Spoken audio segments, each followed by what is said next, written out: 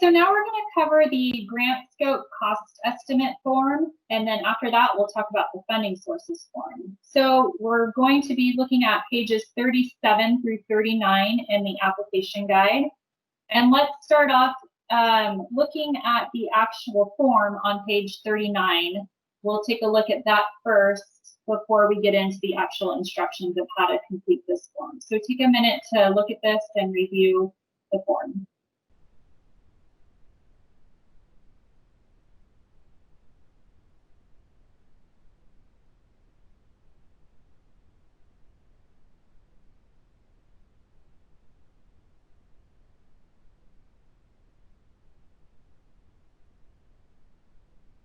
Okay, so let's go to page 37 now and review some of the instructions on how to actually fill out this form.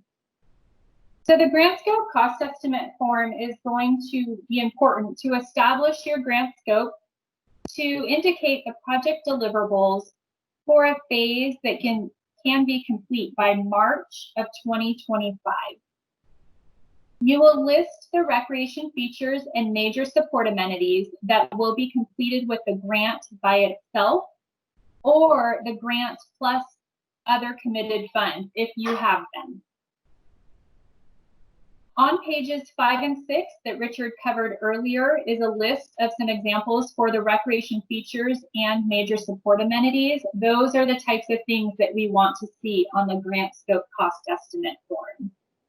And the reason for that, to keep it that simple, just listing your recreation features and major support amenities, is because that's what our office, our auditors, and the public will expect to see upon final grant payment. So it's very important to make note of that because you do not want to list future phases beyond what will be completed with the grant and then plus any other committed funds if you have any others. But again, as we said earlier, match is not a requirement.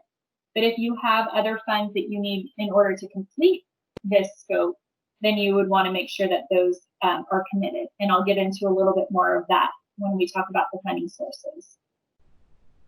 Okay, so the directions for establishing the grant scope are also listed on page 37. You're going to use one of the phrases at the bottom. You'll see there's 3 bullet points here. You're going to use one of those phases to describe your recreation feature or major support amenity. So for instance, if you're acquiring property, you're going to say acquire approximately, then X amount of acreage. You're going to identify the associated parcel numbers and then of course the cost associated to acquiring those parcel numbers. So that's what you're going to put on your grant scope cost estimate form. Then you're going to talk about what elements are you going to construct. If you're constructing new features, ones that currently do not exist, that's exactly what you're going to put on your grant scope cost estimate form, is construct a new blank. So if it's a new basketball court, you'll say construct a new basketball court. And if that basketball court, if you're going to have it be lit, you're adding lighting, please also indicate with lighting. So it would say construct a new basketball court with lighting, and then please indicate the cost associated for that feature. And then renovate a blank. So say for instance, I'll use a major support amenity for this example. Renovate a restroom. So that's a restroom that just needs renovation. It's already existing. That's the phrase that you will use. Say you're going to add lighting to that restroom on the exterior. You could say renovate a restroom with lighting, if applicable, and then the cost associated to that. So down at the bottom, it gives you a little more information. If you're going to be including lighting or landscaping throughout the entire park, please use a separate line item to indicate that. So you would say construct new lighting throughout the park and then the cost associated to that. And then same if you're going to construct new landscaping throughout the park. Those will have their own line items. All right, so now we're going to cover the minor support amenities, and these are on page 38. So these are actually examples of what not to put on your grant scope cost estimate form.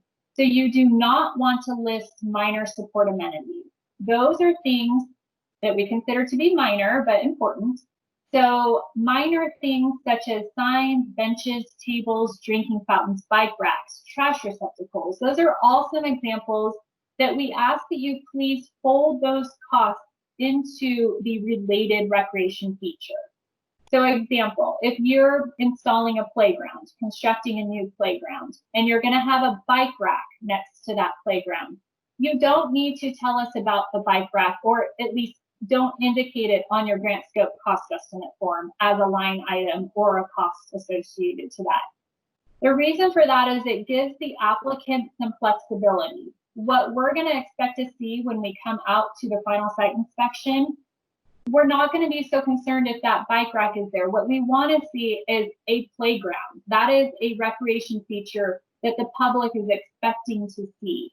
So in the event that you run out of money at the end of your project and you just cannot afford to put that bike rack next to that playground, it's going to be okay. And we will not have to go through like a major scope change in our office or anything like of that sort. So it is to provide you guys with some flexibility. So again, if you have minor support amenities that you're going to be putting into your project, that's fine, but please do not list them on your grant scope cost estimate form. Just keep it to those recreation features and major support amenities. Those are the only deliverables that we want to see listed on that form. Okay, and then before we get into the rest of page 38, I'd like to quickly take you to page 52, which is the beginning of our eligible cost chart. So Sam, can you go one more page down, please? This is an example of cost charts for acquisitions, but I'd like to go over this cost chart really quick. Richard will go into this again a little bit more in detail later on, but these are some examples of costs that are eligible for reimbursement, but please keep these kind of costs just in the back of your mind when you're preparing your grant scope cost estimate form. We do not want to see this level of detail. For example, you'll see at the bottom under construction costs. Of course, site preparation, grading, gutting, foundation work, all of those kinds of things are eligible for reimbursement, but please do not include that kind of itemized detail on your grant scope cost estimate form. You're going to fold the site preparation, the grading, the foundation work. Those kinds of things should be folded into the recreation feature that it's applicable to. Because again, I can't stress enough, please only indicate recreation features and major support amenities on your grant scope cost estimate form. Okay, so now we'll go back to the rest of the instructions on page 38 that are also very important. I know I've already touched on some of them, but they are very, very important to keep in mind. So again, we understand this is a concept level site plan. I'm sorry, not site plan, concept level cost estimate. So when you list everything on your form, when you get down to the bottom, please make sure that the total project cost is exactly the same as the total project cost that you've listed on your application form and also on your funding sources form that I'll talk about in just a minute. If you have an agreement with the Conservation Corps for their services, please do not include a line item that says California Conservation Corps and then a cost associated. You're going to say they're helping you out with the trail construction. On your grant scope cost estimate form, you're simply going to say construct a new trail, and you're going to include the costs on that form that you've developed in conjunction with, with the assistance of the Conservation Corps. No more than 25% of the grant amount can be spent on pre-construction costs. Pre-construction costs are listed for you in the eligible cost charts that we just had up on the screen. So those are things such as plans, design, bid packages. Those are all eligible for reimbursement. But again, please do only limit those to 25% of the grant amount. And there is a special box on the grant scope cost estimate form where you will just combine all of your pre-construction costs and put that on the form on the next page. And we also understand that the costs can fluctuate during the course of your project. So again, this form is exactly what the title is. It's an estimate. So in most cases, we will not ask for a revised grant scope cost estimate form. What we're really going to be looking for is, are you actually delivering those project elements that you've identified? So please do include contingency costs, that you can build them into the recreation feature and or major support amenity as needed. Please do not include a separate line item on the form that says contingency. Just fold those costs into each applicable item. And then the final reminder is to please limit your project to what can be completed by March of 2025. So that is the golden date that you need to be reminded that your project can be completed before that, but no later than March of 2025. So we can make sure that we can process those payment requests and get out to your site before those funds liquidate in June of 2025. Okay, so let's move on to pages 40 and 41. And we'll go over the funding sources form. Okay, so here are some instructions about the funding sources form. And then Sam, if you can just go one more page down and we'll actually look at the form and I can just talk about how to fill it out. So as we mentioned before, the grant by itself can fund your entire project. You, again, the maximum grant request amount is $8.5 million. So if you need additional funds to complete the project, this is the form that you will list those other funding sources.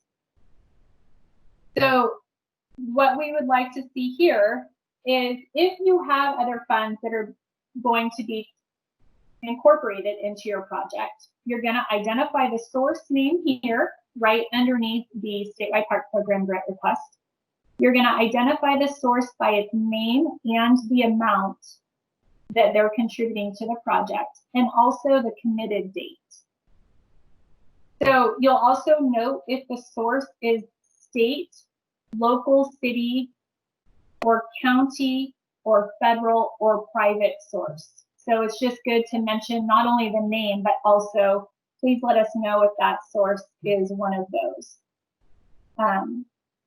If the source is a loan, please identify the type of loan. And we do have, we've extracted the grant contract provision for you on page 40 that talks about if one of your sources is a loan, there's a provision in our contract that you should be aware of. And then please, as I mentioned, provide a commitment date for each funding source. Really, what we mean by that is if you don't have that funding source committed by the time of application, you can, within about 4 months after the application deadline, we give you a little bit buffer to make sure that you can get those funds actually committed. What our goal is here is to make sure that no fundraising still needs to occur in order to complete your project if this grant is awarded. So that's why we want to make sure that if it's not committed by the time of application, that it will be very shortly after there. If the funding sources change during the course of the project, we will require a new funding sources form. So that's different than what I just mentioned with the grant scope cost estimate form. If your funding sources do change, we will require a new form to be submitted within 30 days. And then the final thought is at the bottom of this form, the total project cost listed at the bottom of this form must equal the estimated total project cost at the bottom of your application form and your grant scope cost estimate form. Okay, so again, scale your project down to what can be completed with the grant by itself or the grant plus committed funds, or a phase that can be completed by March of 2025.